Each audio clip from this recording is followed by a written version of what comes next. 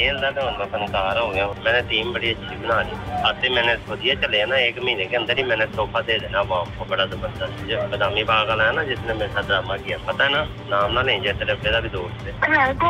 तेरे पापा का दोस्त कौन है जो मुझे पकड़ के ले गया? तो मैं सारा प्लान कर लेता, लड़के भी तैयार कर। इस तहलका खेज ऑडियो कॉल के मंजराम पर आने के बाद एहसन शाह के अहले खाना का मौक़िफ़ जानना जरूरी हो गया है। आइए मुल्ज़िम की वालिदा के पास चलते हैं और इस ऑडियो कॉल की हकीकत जानते हैं। एक ऑडियो लीक हुई है जिसके बारे में बताया जा रहा है आपकी बहू से बात कर रहे हैं एहसन शाह और बता रहे हैं कि मैं बहुत बड़ा फनकार बन गया हूँ, मैं जेल में हूँ, बाहर आकर मैंने कौम को एक तोहफा देना है, उस बारे में कुछ बताइएगा। नहीं बेटे, ये मुझे नहीं पता। ये जेल के जो पीसीओ बना हुआ है ना, पीर को वाले दिन ना उससे कॉल आती थी मुझे।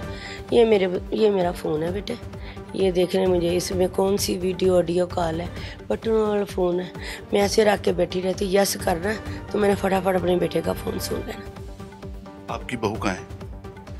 मेरी बहू के ना अपने मैके चली गई है, वो कह रही मैंने अपने मैके में इज्जत करनी। अच्छा माँ जी, ये बताइएगा कि बताए जा रहा है ये जो ऑडियो लीक हुई है आपकी बेटी की आवाज़ है, पहले तो ये बताइएगा।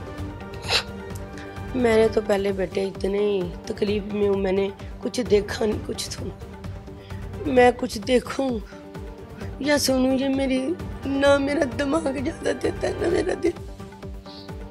अच्छा माँ जी, क्या आपको ऐसा लगता है कि आपकी बहू के पास ये रिकॉर्डिंग थी, उसने अपने वालिद साहब को दी, जो पुलिस अफसर है, उसकी आपके समधी के साथ बड़ी अच्छी दोस्ती थी, क्या आप ये समझती कि आपकी बहू ने लीड की है ये मुझे पता है कि उनका बाप एक अच्छे दोनों दोस्त थे, पर ये नहीं मुझे पता बेटे कि ये क्या मामला था। अपील है कि मेरे सैयद अली रज़ा को बचाया जाए, बस मेरे बच्चों को तोहफ़्फ़ दिया जाए। हमें भी थ्रेड है बेटे, हम बैठ के घर आराम से अपने बच्चे का सोग नहीं बना सकते। आप ये देख ले एक माँ कितनी मजबूर है। मेरी सबसे अपील है कि हमें तोहफ़्फ़ दिया जाए। हम ना कभी दुश्मनदार थे ना हमारी दुश्मनदारी थी। इसको शौक था बड़े बड़े लोगों से मुलाकात करने का, इसका ये अलकाब आप अपने बाप की तरह वसी था। बाकी मेरे को बच्चे कभी बाहर ही नहीं निकले, हम भी कभी बाहर नहीं निकले बेटे। अच्छा माँ जी, ये कहा जा रहा है कि जो एहसन शाह था वो लाहौर की गद्दी, आप समझ नहीं बात कि कोई वो लाहौर का जो अंडरवर्ल्ड चल रहा है उसमें एक मुकाम हासिल करना चाहता था। बेटे लाहौर के अंडरवर्ल्ड तो मुझे नहीं पता कौन कौन है, ये मैं तो बिलाज वगैरह कोई जानती थी, इसके साथ ही इसकी दोस्ती थी। अब ये कह ही जाएं कि किसी ने गद्दी संभालनी थी, किसी ने उसकी गद्दी संभाल, चले अगर ये कहते गद्दी संभालनी थी तो बिलाज के मंडे के बाद एहसन को गद्दी दे दी उन्होंने।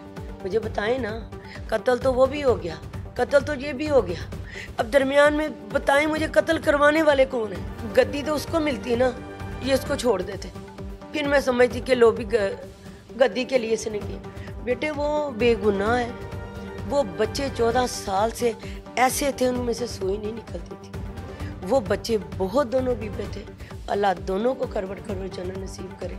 अपने बेटे के आखिरी अल्फाज कान में गूंज रहे हैं, काश मेरा कोई फ़ोन उठा लेता, काश मैं मीडिया इकट्ठा कर लेती, शायद मेरा बच्चा बच जाता। फिर ये सोचती हूँ कि अगर हुक्म होता अल्लाह का तो बहुत रास्ते बेटे निकल आने थे, बस हुक्म ही नहीं था अल्लाह से। अम्मा जी, आप ये एहसन शाह के केस को परसू करेंगी? बिल्कुल नहीं परसू। आप केस को बस ख़त्म करना चाह रही हैं, इस मामले को यहीं ख़त्म करना चाह रही हैं? हमारी तरफ से ख़त्म ही ख़त्म।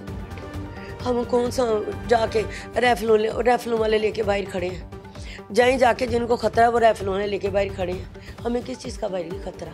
मैं सारी ज़िंदगी बाहर नहीं निकली बेटे, टीवियों पे मैं आ रही अपनी चादर चार दीवारी अपने बेटे के लिए बमाल की थी कि मेरा बेटा बच जाए। मैं दुनिया जहाँ में मैं वहाँ गई, मैं जहाँ कभी सोच नहीं सकती थी जाने का अपने बेटे के लिए। एक बार फिर आपसे पूछूं, क्या आप एहसन शाह के केस को ख़त्म करना चाह रही हैं? बेटे मुझे किसी से कुछ नहीं चाहिए, इंसाफ मेरे बेटे को क्या मिला? बेनज़ीर साहब को इंसाफ मिला? इतने बड़े बड़े दुनिया में चले गए, किसी को इंसाफ मिला? तो मैंने किससे इंसाफ की दुआई देनी? किसी से नहीं देनी। बस मेरे बच्चों को हमें माफ़ कर दिया जाए, हमें तोहफ़्फ़ दिया जाए।